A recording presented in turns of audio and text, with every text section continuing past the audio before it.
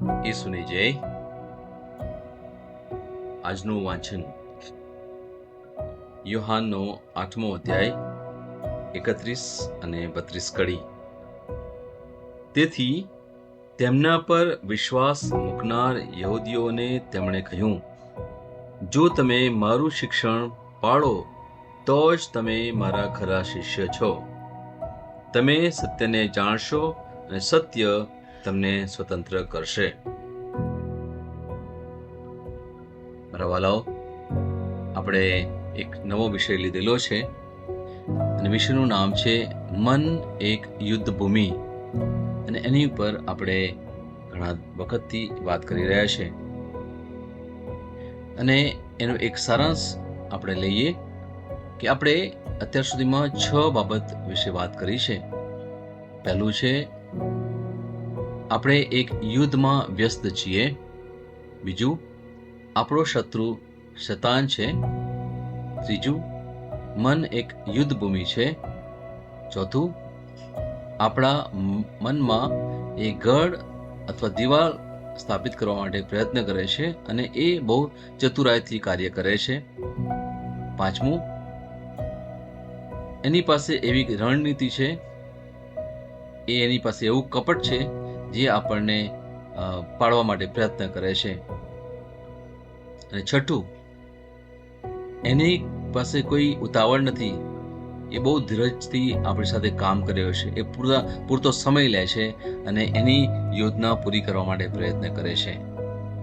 અને ત્યાર પછી આપણે એક પતિ પત્નીનું ઉદાહરણ લીધેલું અને એમાં પત્ની વિશે આપણે જ્યારે વાત કરી ત્યારે એમાં વાત કરી કે આ પત્ની ઘરમાં છે, એ પતિનું સાંભળતી નથી. એ હંમેશા પતિની સક્ષમ થવા માટે પ્રયત્ન કરે છે અને ઘરમાં અશાંતિ છે, ઝઘડો ચાલી રહ્યો છે અને એની અસર એમના 2 બાળકો ઉપર પણ પડી રહી છે. અને આ બાળકો એમની સ્કૂલમાં પણ સારો વ્યવહાર નથી કરી શકતા અને એનું એક બાળક એને બીમારી લાગી ગઈ છે. મેરી એક આપણે નામ આપી શકીએ. આ પત્ની, એને ખબર છે કે એને પ્રેમથી રહેવાનું છે. એ પ્રભુમાં માને છે ઘણા વર્ષોથી, અને છતાં પણ એ સાચું જીવન જીવી શકતી નથી. એની ઈચ્છા છે કે હું ઘરનું વર્ચસ્વ જમાવું, પતિ પણ મારા કાબૂમાં રહે અને આ પ્રમાણે એ પોતે નોકરી કરવા માટે પણ પ્રયત્ન કરે છે જેથી એમની પાસે પૈસા પણ હોય અને એ પોતાનો જીવન વિહાર ચલાવી શકે. એની કોઈની ઉપર આધાર રાખવો નથી. અને આ પત્ની જે પ્રમાણે ચાલી રહી છે એમાં એને હંમેશા એક દુઃખ રહ્યા કરે છે, એક નિરાશા રહ્યા કરે છે. એનામાં થોડું ઘણું પરિવર્તન તો આવ્યું છે. એને વિશ્વાસ છે કે હું એક દિવસ સ્વર્ગમાં તો જઈશ, પણ એ સ્વર્ગમાં કેવી રીતે જવાનું અને પ્રભુમાં કેવી રીતે રહેવાનું એ એને ખબર નથી. હવે આપણે એક નવું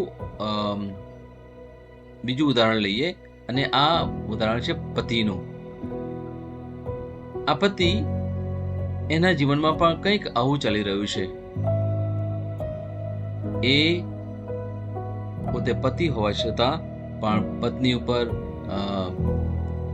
પોતાનો પ્રેમ બતાવી શકતો નથી. બાળકો છે, બાળકોને સાચા અર્થમાં પ્રેમ કરી શકતો નથી. એ નોકરીએ જાય છે, આવે છે અને પછી એ ટીવી સામે જોયા કરે અને અથવા બીજું કંઈ કાર્ય કરે અથવા ઘરની બહાર વધારે રહે. એ પત્ની સાથે વધારે સારો વ્યવહાર કરતો નથી. એ પત્નીને પ્રેમથી બોલાવતો નથી. એ ખપ પૂરતી વાતો કરે. બાળકો સાથે પણ એ સમય વધારે વિતાવે નહીં. એ હંમેશા પોતાના જીવનથી ભાગ્યા કરે. એ પોતાના મનમાં જે કંઈ એને ચાલી રહ્યું છે એનાથી હંમેશા એ દૂર રહેવા માટે પ્રયત્ન કરે. એટલા માટે એ ઘણી બધી પ્રવૃત્તિઓમાં જોડાયેલો છે. બહાર લોકોને લાગે એ બહુ જ સારો છે, ઘણું બધું સારું સારું કરે છે, પણ એના મનમાં જે કંઈ દ્વિધા ચાલી રહી છે એની જાણ કોઈને ખબર નથી, ફક્ત એ પતિને ખબર છે. પત્નીને પણ ગુસ્સો કરે છે અને પત્ની પણ ગુસ્સો કરે છે. અમુક વાર એ ચૂપ થઈ જાય છે, એ ઘણા દિવસો સુધી ચૂપ રહે છે. એટલે આ એક પ્રકારનું જે જીવન ચાલી રહ્યું છે જ્યાં એ બંનેના જીવનમાં અશાંતિ છે. નાવ પતિનું જ્યારે જીવન જોઈએ અને પત્નીનું જીવન જોઈએ ત્યારે એમના બાળપણમાં એક એવા અનુભવોમાંથી એ લોકો પસાર થયેલા છે કે જ્યારે નાની બાળકી હતી ત્યારે એના પપ્પા એને દરેક બાબતે ઝઘડે, એને દરેક બાબતે ટકોર કરે, અને પતિની સાથે પણ જ્યારે નાનો બાળક હતો ત્યારે પણ એની માને પ્રસન્ન કરવા માટે, માને પ્રેમ કરવા માટે એ જ્યારે પ્રયત્ન કરે ત્યારે મા અને હંમેશા ટકોર કર્યા કરે. એક ઉદાહરણ કે એ જ્યારે મા બહારથી આવી હોય અને એના માટે ફટાફટ પાણી લઈને આપવા માટે જાય ત્યારે એના હાથમાંથી પેલી ગ્લાસ છૂટી જાય અને તરત જ મા એને ટકોર કરે, એની સાથે ઝઘડો કરે, અને એની અસર એમને સ્કૂલમાં પણ પડી. એમના મિત્રો સાથે પણ એને સારું બને નહીં, એમના અભ્યાસમાં પણ એમને તકલીફ પડે.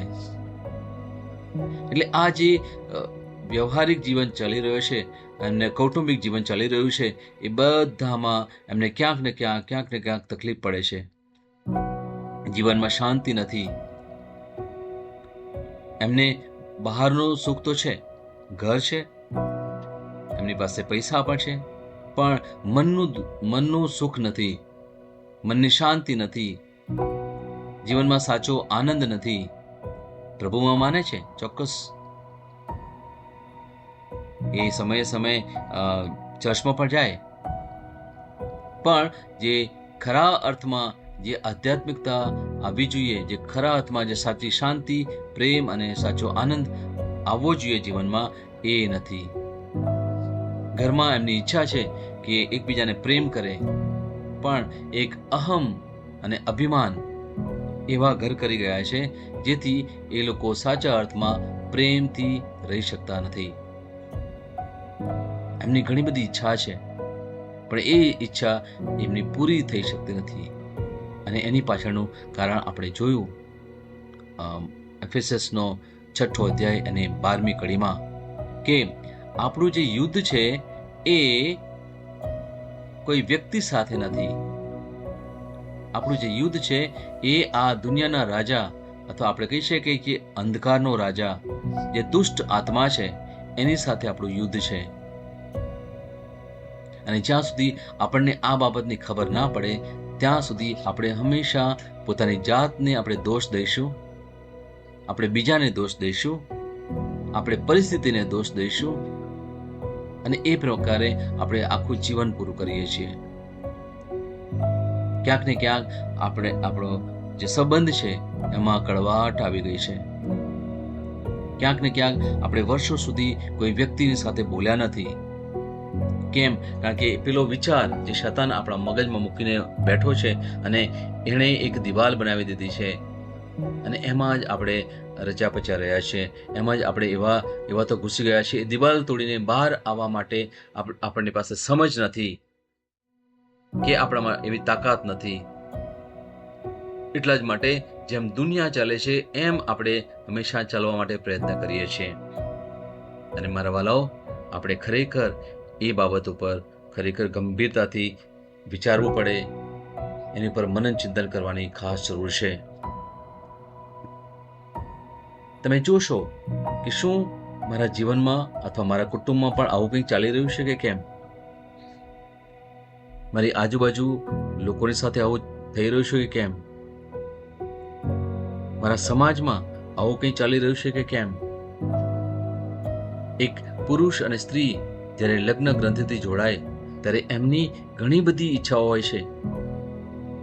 એકબીજાને પુષ્કળ પ્રેમ કરવાનો, ઘરમાં સુખ અને શાંતિ લાવવાનો, બાળકો હોય તો બાળકોને પણ એમને ઉછેરીને સુંદર રીતે મોટા કરવાના. આ બધી ઘણી બધી ઈચ્છાઓ એમના જીવનમાં હોય છે. પણ જ્યારે એક જ ઘરમાં જ્યારે રહેતા હોય ત્યારે આપણને ખબર છે કે કેવી પરિસ્થિતિ સર્જાય છે. આપણે ખાસ એક બાબતથી સભાન થવાની જરૂર છે મારા વાલાઓ, અને એ છે કે આ જે યુદ્ધ છે, આપણે ઘરમાં જે ચાલી રહ્યું છે, આપણા મનમાં જે ચાલી રહ્યું છે, આપણા સમાજમાં જે ચાલી રહ્યું છે, એ પતિ પત્નીમાં જે ચાલી રહ્યું છે, આ યુદ્ધ એ શૈતાનની સાથેનું આપણું યુદ્ધ છે, આપણી વ્યક્તિ સાથેનું યુદ્ધ નથી. એનાથી આપણે ખરેખર સભાન થવાની ખાસ જરૂર છે. અને એટલા જ માટે આમાં એક સમાધાન આપણે લાવવું પડે. અને સમાધાન કેવી રીતે લાવી શકીએ? આપણે 1 કોરિન્થ એનો 10મો અધ્યાય અને 13મી કડીમાં જોઈએ એ પ્રમાણે, લોકોની સામાન્ય રીતે જે કસોટી થતી હોય છે તે કરતાં તમારી વિશેષ કસોટી નથી, કારણ ઈશ્વર પોતાનું વચન પાળે છે. તે તમારી શક્તિ બહારની કસોટી તમારા પર આવવા દેશે નહીં. જ્યારે જ્યારે તમારી કસોટી થાય છે ત્યારે ત્યારે તેને સહન કરવાની શક્તિ ઈશ્વર તમને આપશે અને તેમાંથી બચવાનો માર્ગ પણ બતાવશે. Praise the lord. હું આશા કરું છું કે આ વચન તમે ઘડી ઘડી વાંચો, એની પર તમે થોડું મનન ચિંતન કરો, અને પછી તમે જોશો કે પરમેશ્વર તમને એક સરસ સુંદર વાત કરશે, તમને નવો વિચાર આપશે. પેલો જે દુષ્ટ વિચાર છે, જે નકારાત્મક વિચાર છે, એ દૂર કરશે અને પરમેશ્વર તમારા મનમાં સારો વિચાર મૂકશે. એ સારા વિચારની જો તમને અપેક્ષા હોય તો એના માટે આપણે પરમેશ્વરને રજા આપવી પડે. પરમેશ્વરની ઈચ્છા વગર અથવા આપણી ઈચ્છા વગર પરમેશ્વર કશું ના કરી શકે, કારણ કે આપણે સ્વતંત્ર છીએ. આપણે કોઈ પણ રસ્તો આપણે લેવો હોય તો એમાં પરમેશ્વર આપણને ક્યારેય બોલશે નહીં. તમારી ઈચ્છા, તમારે જે રસ્તો લેવો હોય લઈ શકો, પણ પછી એના પરિણામ ભોગવવા માટે તમારે તૈયાર થવું પડે. એટલા માટે મારા વાલાઓ, આ જે યુદ્ધ છે એ યુદ્ધ આપણે લડવાનું નથી.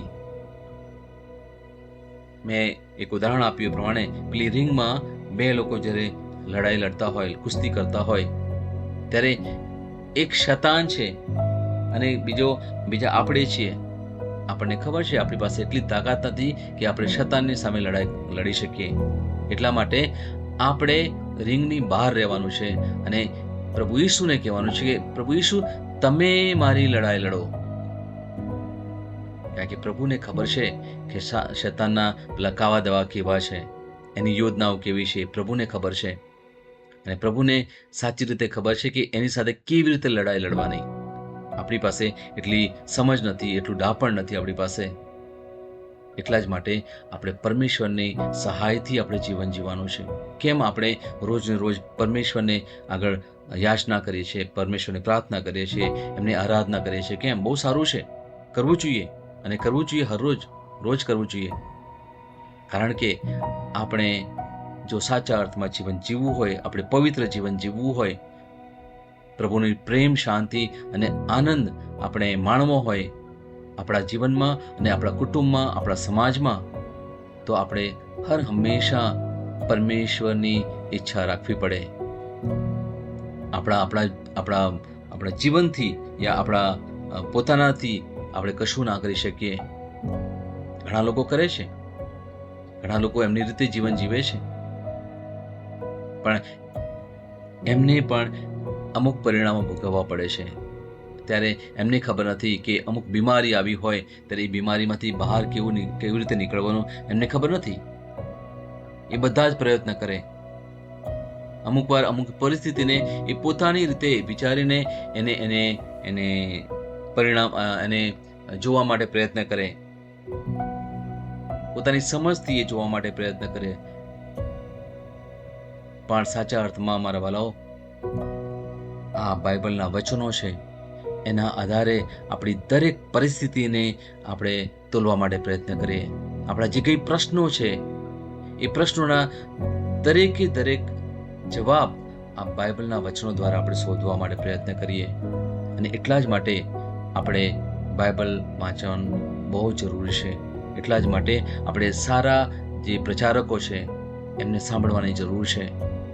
ત્યાર પછી આપણે મનન ચિંતન કરવાની બહુ જરૂર છે. મારા વાલાઓ, જીવન ખરેખર જોવા જઈએ તો બહુ જ કઠિન છે. આપણે એકલા જીવી શકીએ, ઘણા લોકો જીવે પણ છે, પણ આ દુનિયામાં સાચા અર્થમાં આપણે પ્રેમ, આનંદ અને શાંતિથી જો જીવન જીવવું હોય તો હંમેશા આપણે પરમેશ્વરનો હાથ પકડવો પડે, એમની સહાય માંગવી પડે. અને પરમેશ્વર આપણને સહાય કરવા માટે હંમેશા તત્પર છે. આ જે લડાઈ છે, આપણે જે મનની લડાઈ છે, એ આપણી નથી, એ પરમેશ્વરની લડાઈ છે. એમને લડવા દઈએ. પરમેશ્વરને કહીએ, પરમેશ્વર તમે મારી સાથે અને પાસે છો, તમે મારી અંદર છો. મારા મનમાં જે કંઈ યુદ્ધ ચાલી રહ્યું છે પ્રભુ, તમને ખબર છે. તમે મારી લડાઈ લડો પ્રભુ. અને પછી જોઈશું કે આપણા જીવનમાં કેટલું સુંદર પરિવર્તન આવે છે. ધીરે ધીરે આપણા કુટુંબમાં કેટલું સુંદર પરિવર્તન આવી રહ્યું છે. પતિ પત્ની વચ્ચેનો જે પ્રેમ છે એ વધારે ગાઢ બની રહ્યો છે. બંને લોકો એકબીજા સાથે નમ્રતાથી વાતો કરી રહ્યા છે, સારી સારી યોજનાઓ કરે છે, બાળકોને પ્રેમ કરે છે, બાળકોના સારા ભવિષ્ય માટે એ લોકો પ્રયત્ન કરતા રહે છે. બાળકોને જીવનમાં એમના ભવિષ્યમાં કોઈ તકલીફ ના પડે એની એ લોકો સભાનતાથી એ લોકોને સમજણ આપે છે. એમના માટે ભવિષ્યની તૈયારીઓ કરી રહ્યા છે. આ બધું એટલા માટે કરે છે કારણ કે એ લોકો પ્રભુમય જીવન જીવે છે, પ્રભુથી ડરીને ચાલે છે. પ્રભુથી ડરવું એટલે હંમેશા વચનો દ્વારા ચાલવું. મને આ કરવાની ઈચ્છા છે, પણ હું નહીં કરું. કેમ? કારણ કે આ પ્રભુને યોગ્ય નથી. મને આ પ્રમાણે બોલવાની ઈચ્છા થાય છે, પણ હું નહીં બોલું. કેમ? કારણ કે આ મારા માટે સારું નથી અને બીજા માટે પણ સારું નથી. અને પછી જોઈશું કે આપણા જે વ્યવહારો છે, સૌથી પહેલા તો પોતાની જાત સાથેનો વ્યવહાર. હું મારી જાતને સ્વીકારું અને પછી હું બીજાને પણ સ્વીકારું. અને પછી આ રીતે ધીરે ધીરે ધીરે મારા કુટુંબથી મારા સમાજમાં પણ એની અસર પડે છે. ત્યારે મારો સમાજ એક સુંદર બની જાય છે, જ્યાં પ્રભુનો પ્રેમ, શાંતિ અને આનંદ હોય છે. Praise the lord. આવો આપણે પ્રભુના વચનો દ્વારા આપણે ઘોષણા કરીએ. તમે એ રીતે બોલો કે અર્થપૂર્ણ રહે. 25મો દિવસ, વિશ્વાસ ઘોષણા. હું ઘોષણા કરું છું કે હું ટકી રહ્યો છું, હું ખીલું છું. મારા માર્ગમાં આવતી દરેક મુશ્કેલી છતાં હું સમૃદ્ધ છું. હું જાણું છું કે દરેક મુશ્કેલી એ પુનરાગમન માટે તૈયારી છે. હું સ્થિર થતો નથી કે મારા સપનાને છોડી દેતો નથી, કે હું જ્યાં છું ત્યાં સ્થાયી થતો નથી. આપણા ઈશ્વર પ્રભુની કૃપા મારા પર છે અને તેમણે મારા હાથનું કામ આશીર્વાદિત કર્યું છે. હું જાણું છું કે પ્રભુની કૃપાનો સ્પર્શ અને તેમની કીર્તિ મારા સારા માટે બધું બદલી નાખે છે. આ મારી ઘોષણા છે. દૈવી સ્વાસ્થ્ય કબૂલાત. હું ઈશ્વરની સંપૂર્ણ રચના તેમજ તેમના કાર્યોની પૂર્ણતાના મુકુટની સુંદરતા છું.